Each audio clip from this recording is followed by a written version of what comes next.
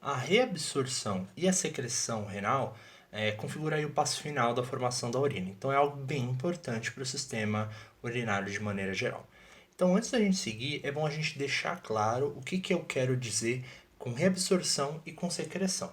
Quando a gente fala de reabsorção, a gente quer dizer que algum componente está passando do filtrado de volta para o sangue. Então está sendo reabsorvido pelo sangue, tá?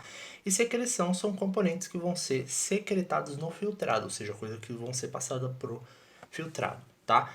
Essa reabsorção e essa secreção, ela vai ocorrer ao longo de todo o túbulo néfrico. Então é bom a gente retomar aquele desenho do túbulo néfrico para visualizar isso melhor, né? Aqui está o desenho, né? Aqui, né, depois que o sangue foi filtrado lá no corpúsculo renal, a gente tem o filtrado passando ao longo do túbulo néfrico. Lembrando que o túbulo néfrico é dividido nessa parte amarela, que é o túbulo contorcido proximal, né? Proximal porque ele está próximo do corpúsculo. Você tem a alça néfrica, que é essa estrutura aqui, também conhecida como alça de Henle, né? Alça néfrica.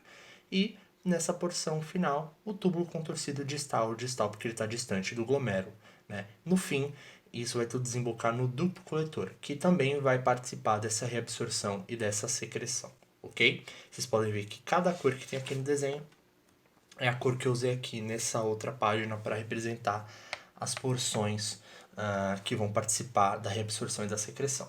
Começando então pelo túbulo contorcido proximal. Espero que apesar da cor amarela esteja dando para ver, né? O que acontece no túbulo contorcido proximal? Você vai ter a reabsorção de aminoácidos e de glicose, né? Que afinal de contas são coisas muito importantes que a gente não pode estar jogando fora assim, né? Aminoácidos vão formar proteínas e a glicose é fonte de energia pra gente. Então eu vou reabsorver, vou passar de novo pro sangue. E eu vou também fazer alguma secreção ali de fármacos, né? Que vão ser eliminados e de íons H+, íons de hidrogênio, tá? Que vão ser jogados ali no filtrado para serem eliminados.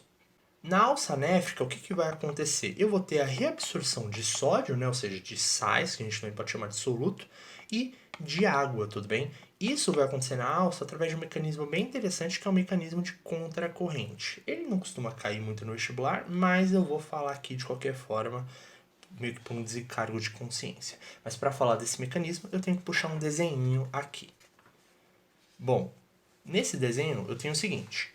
Eu destaquei em amarelo a nossa alça néfrica, né, a alça de Henle, e em vermelho eu coloquei aqui alguns capilares sanguíneos que a gente chama de capilares peritubulares, né? Peri, que significa em volta, no entorno, né, próximo, tubulares porque eles estão próximos do tubo néfrico, né? Então o nome é bem intuitivo.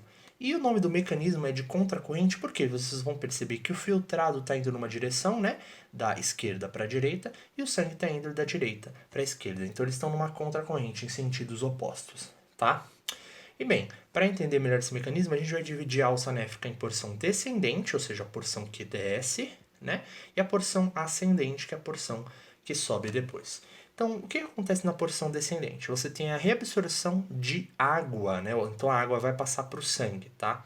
Por osmose. A gente já vai entender por que por osmose. E depois, na porção ascendente, você vai ter a reabsorção de solutos, ou seja, de sais, né?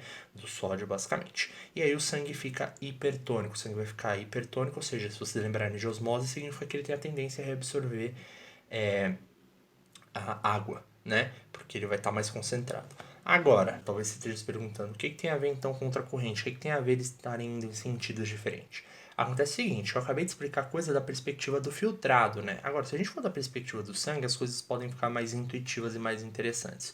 O sangue está indo da parte ascendente para descendente. Então, quando o sangue chega aqui, né, no começo, ele vai reabsorver solutos, né? Ele vai acabar reabsorvendo sais. Ele vai tirar sal do filtrado e vai passar para o sangue. E aí ele vai ficar hipertônico, vai ficar mais concentrado e vai tender a absorver água, né?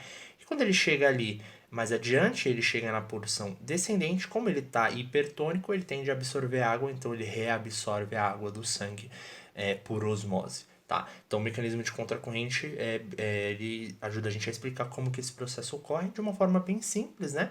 Mas que a gente às vezes acaba não falando e é algo bem interessante de visualizar. E, enfim, absorver, né, reabsorver água e sais pode ser algo bem importante porque são componentes importantes para o nosso organismo. A gente não pode ficar eliminando eles de qualquer maneira. Bom, Você tem então o túbulo contorcido distal, a parte mais distante, que você vai ter a secreção de alguns sais, né? Sódio, potássio, mais hidrogênio, tudo isso através da bomba de sódio-potássio, né? Aqui tem uma coisinha que eu risquei, porque eu vi que tinha escrito bobagem, mas vocês ignorem, tá? Não é necessário muitas vezes ficar lembrando exatamente os íons e tal, é importante saber que você tem secreção de sais, né? Não precisa lembrar exatamente qual. Estou colocando aqui pela informação. De qualquer forma, isso vai ocorrer através da bomba de sódio e potássio, né? A famosa bomba de sódio e potássio, que nessa porção do túbulo, né, na porção distal, ela é acionada por um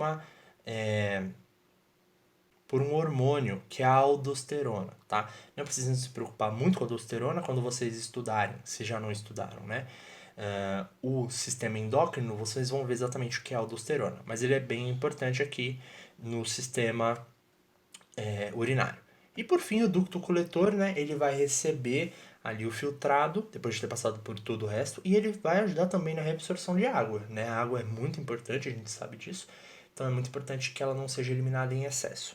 Essa reabsorção ela vai ocorrer com a ajuda de proteínas chamadas aquaporinas, né? Porina é, digamos, buraco, né, um poro, e aqua de água, então são essas proteínas ali vão ajudar na formação de estruturas para reabsorver essa água. O interessante é que as aquaporinas, elas são expressas, né? Elas vão se formar pela ação de um hormônio que é o ADH. Outro hormônio que a gente estuda quando vê sistema endócrino, né? Mas é interessante porque ADH, né, significa hormônio antidiurético, né? Por que diurético, antidiurético? Diurese é urinar. Então, o que o ADH está fazendo aqui nessa situação? Ele está fazendo com que você reabsorva água. Então, ele está impedindo que muita água vá para a formação da urina. Então, impedindo que você tenha muita água na urina, ele evita que você urine, né? Porque você está formando menos urina.